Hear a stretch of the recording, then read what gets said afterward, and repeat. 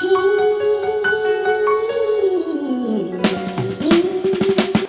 Number 1 2 हो गया था हमारा, ठीक है। अब क्वेश्चन नंबर है 3, एक्सरसाइज नंबर है 2.3 और इसका क्वेश्चन नंबर है, क्वेश्चन नंबर 3 वो कह रहा है फाइंड ए। क्या फाइंड करना है? के। ऊपर भी उसने के की वैल्यू बोली थी फाइंड आउट करनी है, तो हमने ऊपर वाले क्वेश्चन नंबर 2 में क्या किया था, पहले जो हमें वो डिजायर्ड सिचुएशन देता है उसके अकॉर्डिंग हम एक इक्वेशन बना लेते हैं और इक्वेशन को सोल्व करके उसमें से के की वैल्यू फाइंड आउट कर देते हैं। सेम वे यही है, बस थोड़ी सी आप उसने ना कंडीशंस चेंज की होंगी इक्वेशन कैसे बनानी है। तो क्वेश्चन नंबर 3 वो कह रहा है के की वैल्यू फाइंड आउट करनी है, के हमने फाइंड आउट करना है। वो कह रहा है sum of squares of roots of the equation. वो कह रहा है कि जो दो रूट्स आएंगे, क्वाड्रेटिक इक्वेशन के दो रूट्स आते हैं, वो जो दो रूट्स आएंगे उनके स्क्वायर का सम। देखो उनके स्क्वायर का सम का मतलब ये हो गया रूट का स्क्वायर। ये पहले हम लेट कर लेते हैं कि अल्फा बीटा रूट्स होंगे, ठीक है। ये एक रूट का स्क्वायर हो गया और ये दूसरे रूट का स्क्वायर हो गया। कहता है इनका सम मतलब कि alpha square plus beta square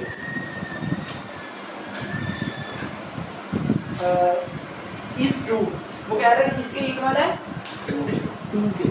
वो कह रहा है कि जो गिवन इक्वेशन है, जो इसने इक्वेशन दी है 4 के एक्स स्क्वायर प्लस 3 के एक्स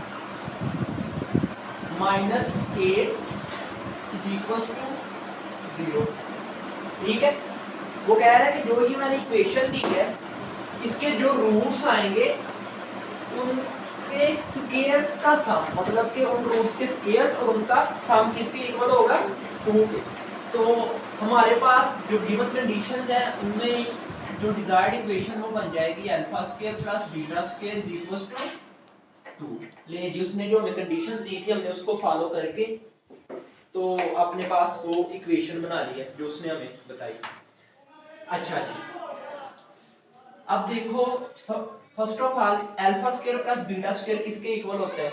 एज इट इज तो इसका कोई फार्मूला नहीं है, मतलब कि जैसे एक जनरल फार्मूला आता है अल्फा प्लस ए प्लस बी का होल स्क्वायर, ऐसे इसका कोई ऐसा फार्मूला नहीं है। एक फार्मूला है अल्फा प्लस बीटा या ए प्लस बी का whole square is equal to alpha square plus beta square plus 2 alpha और बीटा, ये फार्मूला, ठीक है। ये मोस्ट पॉपुलर, बड़ा पॉपुलर फार्मूला है ये। तो इसको हम मजीद मॉडिफाई करेंगे तो हमारे पास alpha square plus beta square की वैल्यू फाइंड आउट हो जाएगी। यहाँ पे ये 2 अल्फा बीटा पॉजिटिव है, यहाँ पे आके नेगेटिव हो जाएगा। तो हमने इसको मॉडिफाई करके अपने पास एक फार्मूला जनरेट कर लिया जो कि alpha square plus beta square का था, ठीक है। अब इस फार्मूला को मैं यहाँ पे इंप्लीमेंट करूंगा तो alpha square plus beta square की रिप्लेसमेंट में आ जाएगा अल्फा प्लस बीटा का whole square minus 2 alpha beta is equal to 2 लेंगे। तो इस फार्मूला को मैंने यहाँ पे इंप्लीमेंट कर दिया। अब मैंने इसी को क्यों ओपन किया, ये इसकी वैल्यूज को क्यों पुट किया है? देखो alpha square plus beta square की वैल्यू आप कहीं से फाइंड आउट कर सकते थे? नहीं कर सकते थे। हमारे पास यहाँ तो सम ऑफ रूट्स है, मींस अल्फा बीटा, यहाँ तो सॉरी यहाँ सम ऑफ रूट्स है अल्फा प्लस बीटा ही है, product of roots alpha beta. इन दोनों की वैल्यू तो हम इसमें से फाइंड आउट कर सकते हैं। इसलिए हमने इस फार्मूला को इस तरह से मॉडिफाई किया इस वाले को कि इसकी वैल्यूज आ रही है, क्योंकि इनकी वैल्यूज तो अवेलेबल है। अब वैल्यूज पुट करेंगे के की वैल्यू आ जाएगी। अल्फा प्लस बीटा की क्या वैल्यू हमें फाइंड आउट करनी होगी? यहां से a को फाइंड आउट करो, a is equal to 4k, b is equal to 3k और c is equal to -a। ले जी ये abc की वैल्यू आ गई। Sum of roots, sum of roots alpha plus beta किसके इक्वल होता है जी? -b/a। ये इसको हमने इसका प्रूव किया पीछे, ठीक है, तो उधर से देख लेना, ठीक है, -b/a। तो alpha plus beta is equal to b की वैल्यू क्या है जी? 3k -3k/4 4k मैंने वैल्यूज पुट कर दी हैं, ठीक है। k से कैंसिल आउट हो जाएगा, तो अल्फा प्लस बीटा क्या बच जाएगा हमारे पास, -3/4। लेकिन अल्फा प्लस बीटा की वैल्यू आ गई। अब हमें अल्फा बीटा की वैल्यू चाहिए, हमें पता प्रोडक्ट ऑफ रूट होता है, product of roots alpha beta is equal to C/A। ये आप लोगों को लर्न आउट भी होगे, हमने इसको प्रूव भी किया हुआ है, तो आप लोगों को इसकी बैकग्राउंड की सारी नॉलेज है ऑलरेडी। तो C की वैल्यू क्या है जी, -8/4A, ठीक है। 4 1s are 4, 4 2s are 8, -2/k आ जाएगा, ठीक है, अल्फा बीटा।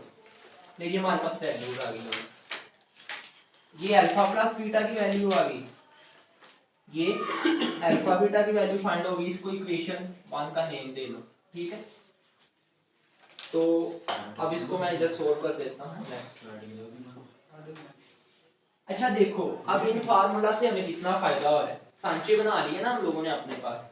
तो एक जनरल फार्मूला, लेट सपोज कि अगर आप लोगों के पास ये डायरेक्ट फार्मूलाज ना होते, तो अब आप लोगों ने अल्फा प्लस बीटा और अल्फा बीटा की वैल्यूज निकालनी, तो क्या करते, फिर इस क्वाड्रेटिक इक्वेशन सारी को सोल्व करते, जो उसके दो आंसर्स आते हैं उनको प्लस करते, वो वैल्यू इधर लिखते जो कि ये बननी थी प्लस करने से, और माइनस करते तो वो वैल्यू, और मल्टीप्लाई करते तो वो वैल्यू इधर लिखते जो कि ये बननी थी। तो हमने इतनी बार-बार की मेहनत से हमने एक ही बार मेहनत की और जनरल फार्मूलाज को डिराइव कर लिया। अब उसमें सिर्फ वैल्यूज पुट करते हैं तो हमारा काम हो रहा।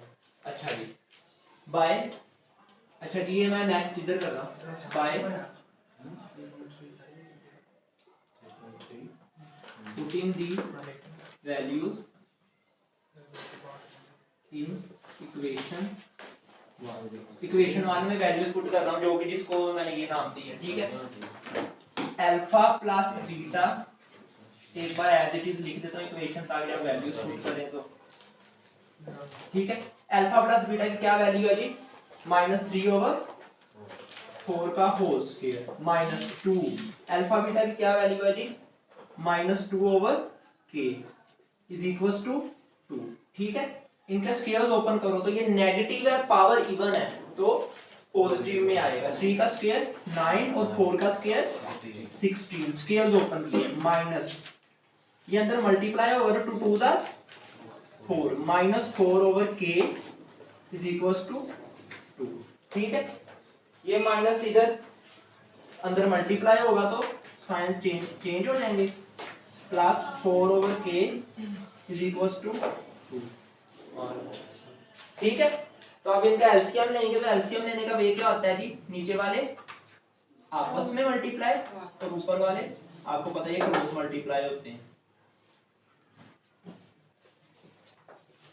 ठीक है। ये एलसीएम लिया है, एलसीएम का पता है ना, नीचे वाले आपस में मल्टीप्लाई, ये क्रॉस मल्टीप्लाई होते हैं, ये वाला इससे ये वाला इससे, 9k प्लस 64 आ जाएगा इज इक्वल्स टू 2/16k, ठीक है। तो आप इसको मैं नेक्स्ट सोल्व कर देता हूं, यहां पे कर देता हूं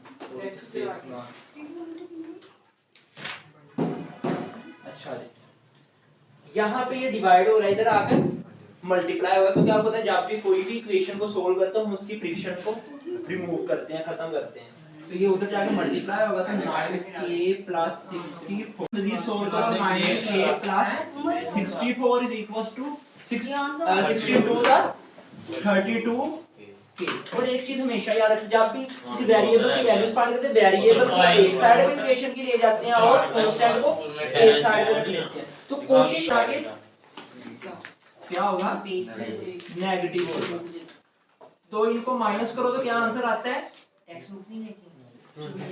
23, यहाँ पे ये मल्टीप्लाई हो रहा है, इधर आके डिवाइड होगा, तो k की वैल्यू क्या आ गई हमारे पास 64/23 रेंज, ये डिजायर्ड वैल्यू है, ठीक है। इसको सबसे पहले डिस्कवर किया लगी समझ, तो समझ साइंटिस्ट का नाम है, इसको डिस्कवर किया कैलिफोर्निया। अच्छा एक क्वेश्चन में क्वेश्चन जवाब कोई ना डिस्कवर किया, कहता पहले ना अगर मैं 64/23 को, ठीक है, यहाँ ये पार्ट नहीं है वैसे ना उसके पास मैं वैसे आपकी नॉलेज के लिए पूछा अगर 64 में 23 को मैं यहाँ पे k की रिप्लेसमेंट में रख छह देता कार्बन वाला मॉलिक्यूल बना तो इसके सम ऑफ रूट्स और प्रोडक्ट ऑफ रूट्स कहां से चेंज होगा 6 तीन कार्बन वाले मॉलिक्यूल बनाते हैं ठीक है इसमें ATP यूज होती है और NADPH यूज होता है यानी कि 6 क्यों नहीं होगा बस? हमने ना उसको तोड़ के तीन देख, कार्बन वाले इसकी कंपाउंड बना वैल्यू के की वैल्यू है के की वैल्यू उधर प्रूव करेंगे तो ये अब यहाँ से मेरी बात सुनो ये k की वैल्यू का मतलब क्या है कि आप अगर k की रिप्लेसमेंट में ये पुट करोगे तो दोनों साइडें